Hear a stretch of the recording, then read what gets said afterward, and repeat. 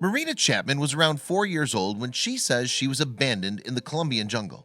Survival in this unforgiving landscape was only possible thanks to a family of capuchin monkeys.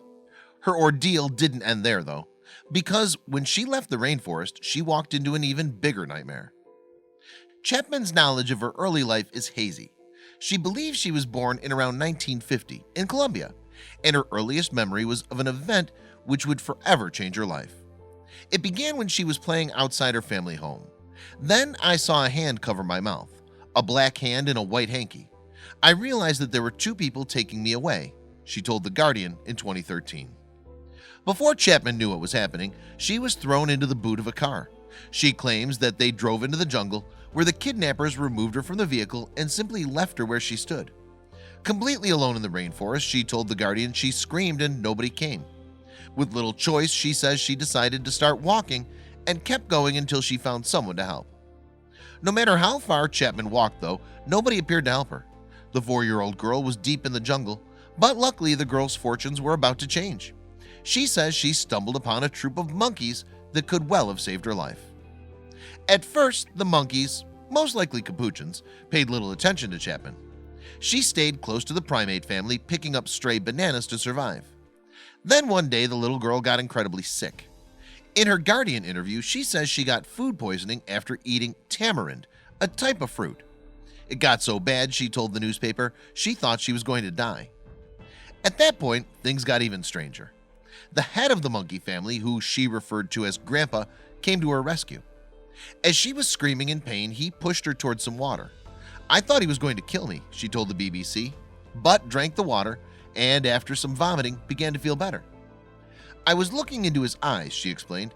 He seemed to be a nice monkey. He didn't mean to do me any harm. Soon after the food poisoning incident, Chapman says her relationship with the primates improved. She reportedly learned how to wash and take care of herself, discovered what she could and couldn't eat, and even began scaling trees. Chapman and the monkeys would spend days grooming each other and playing together. She says she even began deciphering the different sounds the monkeys use to communicate. Like when they whistle, it's a food thing. The feeling that there's food somewhere, so we all get ready to follow one monkey, she said in her Guardian interview. Then there's a t-t-t sound when they're grooming each other, and a warning when they feel in danger. Chapman says she isn't sure how long she was in the jungle. Estimates range from 2 to 5 years. The little girl was eventually rescued, she maintains, by a group of hunters. What must have been joy at being saved, however, quickly turned to terror. Soon after they picked her up, she states that the hunters handed her over to a brothel. To begin with, Chapman says did domestic chores at the brothel. The little girl managed to escape, however, before she was forced into sex. According to The Guardian, she professed, "When it was my turn, I ran as I had never run before." Once back in civilization, however, Chapman became a street kid in the city of Cucuta. She told The Guardian that she became the head of a gang of children, committing robberies to survive. In order to escape the authorities, she would hide in the trees, a skill she'd learned while living with the capuchins. After some time on the street, Chapman thought she'd found a way into relative safety.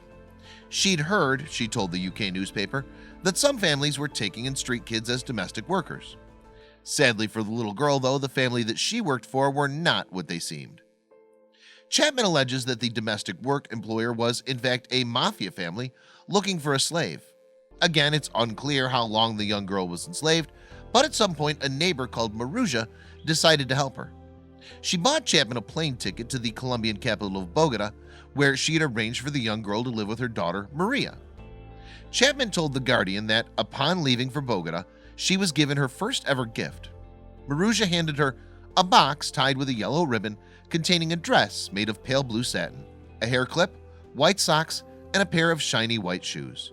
The frock, she went on, was the most beautiful thing she'd ever seen. Once in Bogota, Chapman flourished. Having come out of the jungle and off the streets, she'd missed all her early schooling, and in practical terms, she had no knowledge of civilized life.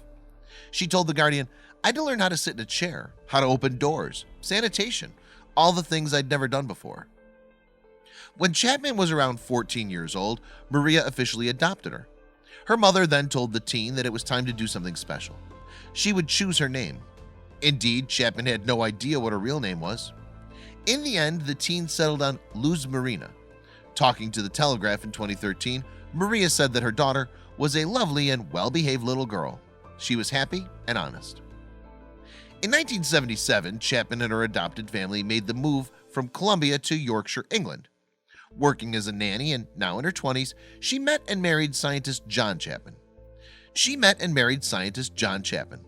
She told him her story, and despite its incredible twists and turns, he didn't doubt its veracity. However, when she came to write her memoir, The Girl with No Name, publishers weren't quite so sure. Book publishers were wary of Chapman's account, convinced her story was fake. Indeed, if her story was true, it would be a world first. While there have been documented instances of humans being brought up in Africa by bigger apes, hers would be the first case not only in South America, but also among smaller monkeys. Chapman eventually found a publisher for her autobiography, which came out in 2013, and she's still determined to track down her birth family. She told the BBC that DNA tests were sent to Colombia to find them. As for her monkey family, Colombian professor Carlos Conde believes her story's true. Using an apparatus similar to a polygraph, he showed Chapman pictures of her adoptive family, and her reaction suggested she had a deep relationship with the animals. Whatever the truth, everyone can agree that Chapman has had an interesting life. From Bogota to Yorkshire, she later worked as a chef, a nanny, and ran her own catering company. This is a woman to be reckoned with, and it's possibly all down to some kindly capuchins.